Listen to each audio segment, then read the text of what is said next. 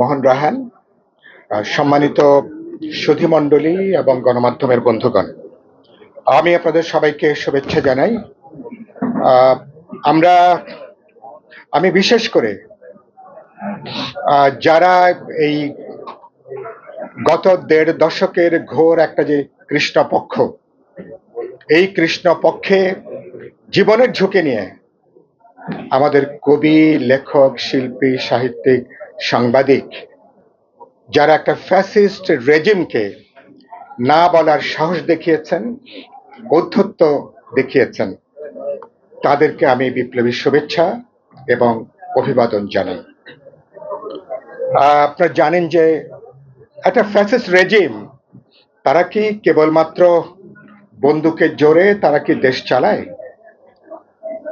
কোনো একটা স্বৈরতন্ত্রী শাসক তারা কি কেবল হাতিয়ার, কামান, বন্দুক দিয়ে তো শাসন করে না।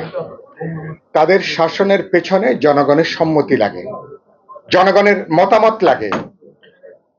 আদর্শিকভাবে, সাংস্কৃতিকভাবে শাসকদের পক্ষে, ফ্যাসিস্ট রেজিমের পক্ষে মতামত গঠন করতে হয়। কাজটা কারা করেন? ফলে এই সম্মতি আদায়ের জন্য দুনিয়ার তাবৎ দেশে দেখেছি, বাংলাদেশেও দেখেছি, তারা সবচেয়ে গুরুত্বপূর্ণ কবি, লেখক, শিল্পী, সাহিত্যিকদেরকে তারা কাজে লাগানোর তারা চেষ্টা করেন।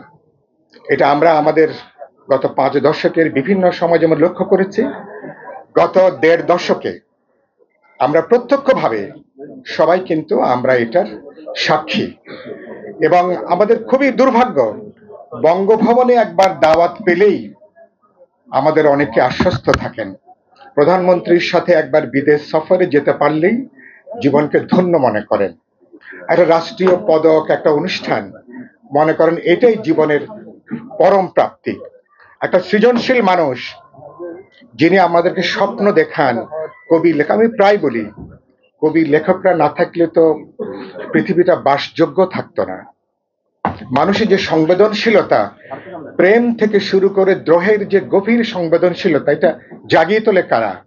কবিরা, লেখকরা, শিল্পীরা, যারা এই মনন বোধের যে জায়গাটা, তো এই জায়গাগুলোর ক্ষেত্রে আমরা গত দেখেছি যে আমাদের খুব তিক্ত অভিজ্ঞতা।